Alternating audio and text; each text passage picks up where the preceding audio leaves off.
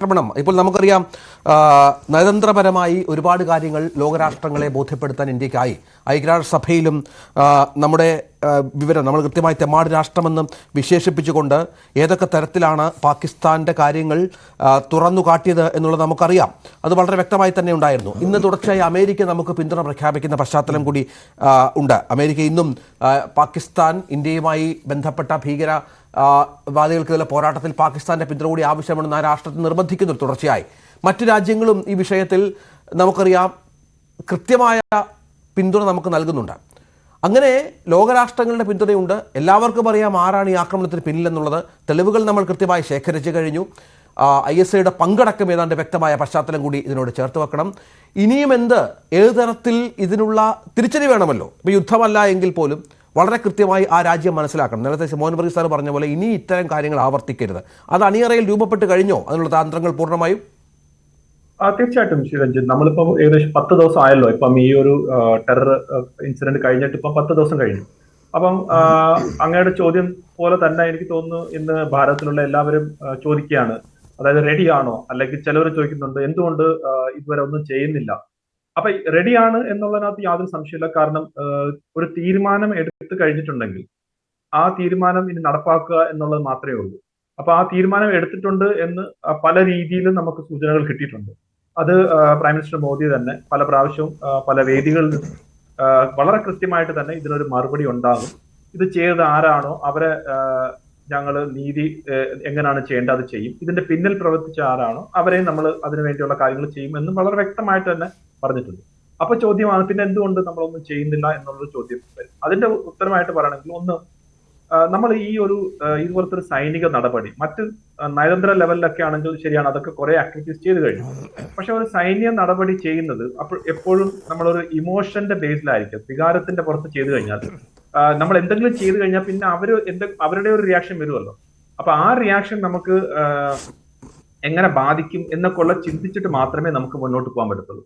അപ്പം ഒരു ഇമോഷന്റെ പുറത്തല്ല, വളരെ കോൾഡ് ബ്ലഡ് ഇരുന്ന് വളരെ ആലോചിച്ച് ഏതൊക്കെ ഓപ്ഷൻസ് ഉണ്ടോ ആ ഓപ്ഷൻസിനകത്ത് എന്തൊക്കെയാണ് നമ്മൾ ഇപ്പൊ നടപടി എടുക്കുന്നുള്ളത്, ഏതൊക്കെ ലെവലിൽ പോവാം, ഇത് എസ്കലേഷനിൽ പോയി കഴിഞ്ഞാൽ അവരൊരു കൗണ്ടർ ചെയ്ത് കഴിഞ്ഞാൽ നമുക്ക് എന്തൊക്കെ ചെയ്യാൻ സാധിക്കണം, അത് നമ്മൾ എവിടെയൊക്കെയാണ് നമ്മൾ അതിന് വേണ്ടിയുള്ള ഡിപ്ലോയ്മെന്റ്, അങ്ങനെ പല കാര്യങ്ങളും വളരെ വളരെ കെയർഫുൾ ആയിട്ട് പ്ലാനിങ്ങിലൂടെ അനാലിസിസിന്റെയും ഡാറ്റയുടെയും കാപ്പബിലിറ്റിയുടെയും ഇതിന്റെ ഒക്കെ ബേസിൽ മാത്രമേ നമുക്ക് ആ ഒരു തീരുമാനത്തിലേക്ക് എത്താൻ പറ്റൂ.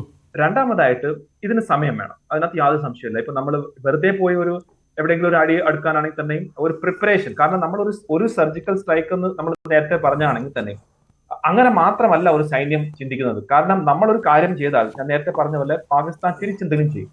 അങ്ങനെ തിരിച്ചെന്തെങ്കിലും ചെയ്താൽ നമ്മൾ എങ്ങനെയൊക്കെ റെഡി ആയിരിക്കണം എന്നും കൂടി നമ്മൾ കരുതിയിട്ടായിരിക്കും. നമ്മൾ ചെസ് കളിക്കുന്ന പോലെ 2 സ്റ്റെപ്പ് മുന്നിൽ നിന്ന് തീരുമാനിച്ചിട്ട് മാത്രമേ നമുക്ക് ഒരു കാര്യത്തിലേക്ക് ഇറങ്ങി ചെല്ലാൻ പറ്റുള്ളൂ. അത് പാകിസ്ഥാനും അറിയാം. നമ്മളെ പോസ്ചറിങ് കണ്ടായിരിക്കും പലപ്പോഴും അവർ നെക്സ്റ്റ് സ്റ്റെപ്പ് എടുക്കാത്തത്. നമ്മളെ പോസ്ചറിങ് ശരിയല്ലെങ്കിൽ നമ്മൾ തയ്യാറല്ലെങ്കിൽ അവർ ചിലപ്പോൾ റിറ്റാലിയേറ്റ് ചെയ്യാൻ അല്ലെങ്കിൽ വലിയ രീതിയിലുള്ള റിറ്റാലിയേഷൻ അവരും ചെയ്യാൻ സാധ്യതയുണ്ട്. പക്ഷെ നമ്മൾ ചെയ്ത് കഴിഞ്ഞിട്ട് നമ്മുടെ പോസ്ചറിങ് ശരിയാണെങ്കിൽ അത് അവർക്ക് മനസ്സിലാവും, ഇനി നമ്മൾ എന്തെങ്കിലും ചെയ്ത് കഴിഞ്ഞാൽ തിരിച്ച് ഇതിലും വലുത് അടി കിട്ടുമെന്ന്. അപ്പൊ അതിന് സമയം വേണം. മൂന്നാമതായിട്ട് ഞാൻ ഇതിനെ കാണുന്നത് ഇതൊരു നല്ല കാര്യമാണ്. അതായത് നമ്മൾ ഈ ഡിലേ ചെയ്തുകൊണ്ട് പോകുന്നത് ഒരു കണക്കിന് നല്ലതാണ്. കാരണം ഈ അൺസർട്ടനിറ്റി ഈസ് ഓൾസോ പണിഷ്മെന്റ് എന്ന് പറയുന്ന പോലെ ഇപ്പൊ നോക്കൂ, പാകിസ്ഥാൻ എങ്ങനെയാണ് അകത്ത് അവരെല്ലാ ദിവസവും രാത്രി 2 മണിക്കൊക്കെയാണ് അവർ പത്രസമ്മേളനം നടത്തുന്നത്. ഈ 36 മണിക്കൂറിനുള്ളിൽ നമ്മളെ ഭാരതം അടിക്കാൻ പോകുന്നു, അല്ലെങ്കിൽ നമ്മളിങ്ങനെ ചെയ്യുന്നത് ലോകം മൊത്തം കടന്ന് പറയുകയാണ്. അപ്പൊ ഒരു അൺസർട്ടനിറ്റി, ഒരു എന്താ പറയുക, സുരക്ഷ ഇല്ല എന്നുള്ള ഒരു ഫീൽ അവിടുത്തെ സാധാരണക്കാർക്കും രാഷ്ട്രീയക്കാർക്കും സൈന്യത്തിനും ഉണ്ട്. രണ്ടാമതായിട്ട് മോർ ഇമ്പോർട്ടന്റ്ലി അവരെന്താ ചെയ്യുന്ന വെച്ചാൽ അവരവിടെ ഡിപ്ലോയ്മെന്റ് ചെയ്തു തുടങ്ങിയിട്ടുണ്ട്. 10 ദിവസമായിട്ട് അവരുടെ എയർഫോഴ്സ് കംപ്ലീറ്റ് അലേർട്ടിലാണ്. അതായത് അവരുടെ എയർഫോഴ്സ് കോൺസ്റ്റന്റ് ആയിട്ട് എക്സസൈസ് ചെയ്തുകൊണ്ടിരിക്കുക. അതായത് ഏത് നേരവും അവരുടെ എയർഫോഴ്സിന്റെ കുറെ പ്ലെയിനെങ്കിലും അവരുടെ വായുയിൽ ഉണ്ട്. അതായത് അവരുടെ ഏരിയ ഓഫ് റെസ്പോൺസിബിലിറ്റിയിൽ എയർഫോഴ്സ് ഓൾറെഡി ഉണ്ട്. കാരണം അവർക്കറിയത്തില്ല എപ്പോഴാണ് അടി വരുന്നത്. അപ്പൊ കോൺസ്റ്റന്റ് ആയിട്ട് അവർ നിൽക്കുകയാണ്. കോൺസ്റ്റന്റ് ആയിട്ട് പാകിസ്ഥാൻ ഒരു ഹൈ സ്റ്റേറ്റ് ഓഫ് അലേർട്ടിലാണ് ഇപ്പം. അപ്പം ഇത് അതുപോലെ തന്നെ ഈ ഫോഴ്സസിനെ അവിടുന്ന് ഇവിടുന്ന് ഒക്കെ ഡിപ്ലോയ് ചെയ്ത് ബോർഡറിലേക്ക് കൊണ്ടുവരേണ്ടി വന്നു. ഇതിനെല്ലാം ശ്രീ രഞ്ജിത്ത് പൈസ വേണം. അതായത് ഇറ്റ് കോസ്റ്റ് മണി. കാരണം ഈ ഡിപ്ലോയ്മെന്റ്, ഈ എക്സസൈസ്, ഇതിനൊക്കെ ഒരു ഹൈ സ്റ്റേറ്റ് ഓഫ് അലേർട്ട് എന്ന് പറഞ്ഞാൽ ഒരു നോർമൽ തിങ് അല്ല. ഒരു യുദ്ധത്തിൽ പോകുന്നതിന്റെ തൊട്ട് താഴെ നിൽക്കുന്ന ഒരു സ്റ്റേറ്റ് ആണ് ഈ ഹൈ സ്റ്റേറ്റ് ഓഫ് അലേർട്ട്. അപ്പൊ ഹൈ സ്റ്റേറ്റ് ഓഫ് അലേർട്ട് തന്നെ നല്ല രീതിയിൽ സാമ്പത്തികമായിട്ടുള്ള ഒരു ബാധ്യത പാകിസ്ഥാനിൽ വന്നുകൊണ്ടിരിക്കുകയാണ്. അതായത് ഓൾറെഡി സാമ്പത്തികമായിട്ട് വളരെ താഴെ നിൽക്കുന്ന ഒരു രാജ്യം യുദ്ധം തുടങ്ങിക്കഴിഞ്ഞാൽ നല്ല രീതിയിലുള്ള യുദ്ധമാണെങ്കിൽ 7-10 ദിവസം പോലും നിൽക്കാൻ പറ്റത്തില്ലെന്ന് അവരുടെ തന്നെ സൈനികർ പറഞ്ഞിട്ടുള്ള കാര്യം. അങ്ങനെയാണെങ്കിൽ ഒരു ഹൈ സ്റ്റേറ്റ് ഓഫ് അലേർട്ടിൽ അവർക്ക് എത്ര നാൾ നിൽക്കാൻ പറ്റും? ഇനി നമ്മൾ ചെയ്യേണ്ട കാര്യം നമ്മൾ എന്തായാലും ചെയ്യും. പക്ഷെ ഓൾറെഡി ഒരു കോസ്റ്റ് അവർക്ക് കൊടുത്തു കഴിഞ്ഞു. ആ എക്യുപ്മെന്റ് ആയാലും ശരി, മറ്റു കാര്യങ്ങളൊക്കെ അവർക്ക് കൊടുക്കും. അപ്പൊ അതും ഒരു ഫോം ഓഫ് ഒരു വാർഫെയറിന്റെ ഭാഗമായിട്ട് തന്നെയാണ്. പിന്നെ നമ്മളെ സംബന്ധിച്ചോളം നമുക്ക് സമയം ഒരു പ്രശ്നമല്ല. നമ്മൾ ചെയ്യേണ്ട കാര്യമാണ് നമുക്ക് ഇമ്പോർട്ടന്റ്. സമയം നമുക്ക് 10 ദിവസം കഴിഞ്ഞാലും നമ്മളെ സംബന്ധിച്ചോളം ഇവിടെ ഒന്നും സംഭവിക്കാൻ പോകുന്നില്ല. നമ്മളെ ഭാരതം അതിന്റെയായിട്ട് രീതിയിൽ പൊയ്ക്കൊണ്ടിരിക്കുകയാണ്. നോക്കൂ, ഇന്ന് തന്നെ എത്രമാത്രം ഡെവലപ്മെന്റ് പ്രോജക്ട്സ് ഒക്കെയാണ് നമ്മൾ ഇനോഗ്രേറ്റ് ചെയ്ത് മുന്നോട്ട് പൊയ്ക്കൊണ്ടിരിക്കുകയാണ്. അപ്പൊ നമ്മളെ സംബന്ധിച്ചോളം ഒരു കറക്റ്റ് ആയിട്ട് വിസിബിൾ ആയിട്ട് ഒരു എന്താ പറഞ്ഞ ഒരു നേരത്തെ ശ്രീ ഡോക്ടർ മോഹൻ വർഗീസ് വളരെ ശരിയായിട്ട് പറഞ്ഞത്, അതായത് വളയ്ക്കുക പക്ഷെ ഒടിക്കണ്ട എന്നുള്ള ഒരു രീതിയിലേക്ക് ഒരു ആക്ഷൻ എടുക്കാൻ നമുക്ക് സമയം വേണം. സമയം എടുത്ത് ചെയ്യുന്നതാണ് നല്ലത്. അതുകൊണ്ട് രഞ്ജിത്തിന്റെ ചോദ്യത്തിൽ നമ്മൾ റെഡിയാണ്. പല രീതിയിലുമുള്ള ആ റെഡിനെസ് ഇൻ പ്രോഗ്രസ് ആണ്. ചിലപ്പം അത് ഒരു ടൈമിങ്ങിന് വേണ്ടി മാത്രമായിരിക്കും വെയിറ്റ് ചെയ്യുന്നത്.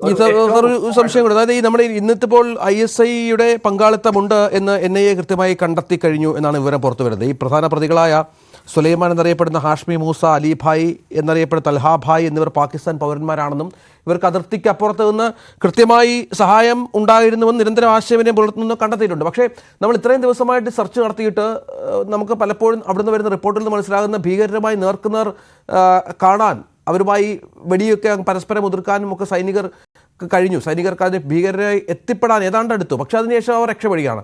ഈ ഭീകരരെ വളരെ കൃത്യമായി തന്നെ ലഭിക്കുകയും ജീവനോടെ കിട്ടുകയും ഒക്കെ മറ്റും ചെയ്താൽ അത് ലോകത്തിന് മുമ്പിൽ എക്സ്പോസ് ചെയ്യാൻ സാധിക്കും. എന്താണ് തങ്ങളുടെ പങ്ക് എന്ന് തെളിവ് കൊണ്ടുവരുമെന്ന് പറയുന്ന പാകിസ്ഥാന് ലോകത്തിന് മുന്നിൽ കാണിക്കാൻ സാധിക്കും, നിങ്ങളുടെ ആളുകളാണ്, നിങ്ങളുടെ സഹായമാണ് എന്നുള്ളത്. അതിന് എത്ര നാൾ കാത്തിരിക്കണമെന്നുള്ളതാണ്. ആ പ്രദേശത്തിൻ്റെയൊക്കെ പ്രത്യേകതകൾ ഉണ്ട് എങ്കിൽ പോലും വളരെ കൃത്യമായി താങ്കൾക്കറിയാവുന്ന കാര്യമാണ്. ഇത്രയും ദിവസമായിട്ടും അവരിലേക്ക് എത്താൻ പറ്റാത്തതിൻ്റെ ഒരു ചെറിയ പ്രശ്നം കൂടി ഉണ്ടല്ലോ സർ. ശ്രീ രഞ്ജിത്ത്, ചോദ്യം വളരെ ജെന്യൂൻ ആണ്. പക്ഷെ ഞാൻ ഇതിനകത്ത് ആൻസർ ചെയ്യുന്ന വെച്ചാൽ അവരെ ജീവനോടെ പിടിക്കാനുള്ള ചാൻസ് വളരെ കുറവാണ്. അവരെ കിട്ടുന്നെങ്കിൽ അവരെ ന്യൂട്രലൈസ് ചെയ്തിരിക്കും. കാരണം ഇതുപോലത്തെ ഭീകരവാദികളെ ജീവനോടെ പിടിക്കുക വളരെ വളരെ പാടാണ്. കാരണം അങ്ങനാണ്, നേച്ചർ ഓഫ് ഓപ്പറേഷൻസ് അങ്ങനാണ്. ഇപ്പൊ അജ്മൽ കസബിനെയൊക്കെ പിടിച്ചതെന്ന് വെച്ചാൽ അതൊരു ലക്ക് ഫാക്ടറുകൾ ഉണ്ടായിരുന്നു. അത് മാത്രമല്ല ബോംബെ പോലത്തെ ഉള്ള ഒരു സിറ്റിയിൽ വന്നിട്ടുള്ള ആ ഇൻസിഡന്റിൽ നമുക്ക് കിട്ടിയതാണ്. പക്ഷെ ഇതുപോലത്തെ കാട് ഇതുപോലത്തെ ടെറൈനിലും ഇതുപോലെ ഹാർഡ് കോർ ആയിട്ടുള്ള പാകിസ്ഥാനിൽ പാരാ കമാൻഡോ ട്രെയിനിങ് കിട്ടിയ ആളുകൾ അവർ ഒരിക്കലും സറണ്ടർ ചെയ്തില്ല.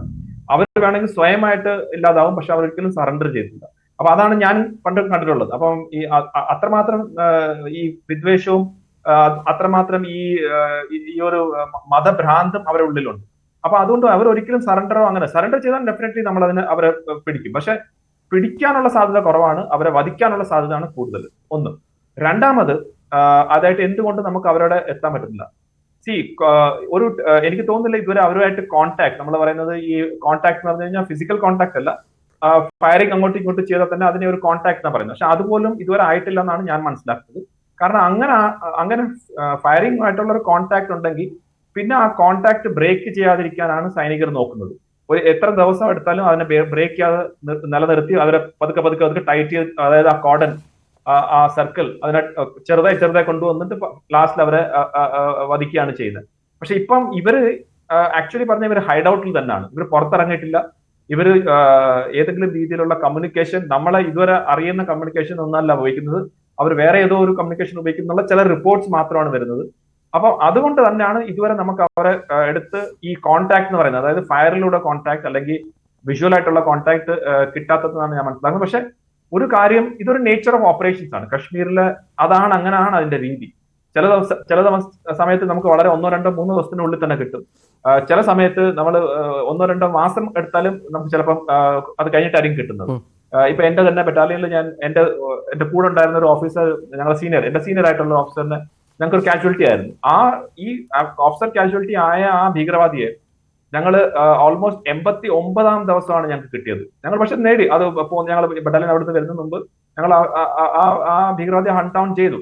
അപ്പൊ അതുകൊണ്ടൊരു നേച്ചർ ഓഫ് ഓപ്പറേഷൻസ് കാരണമാണ്, അല്ലാതെ വേറൊന്നും കൊണ്ടല്ല. അതായത് അവരെ കിട്ടാതെ വരുന്നത്.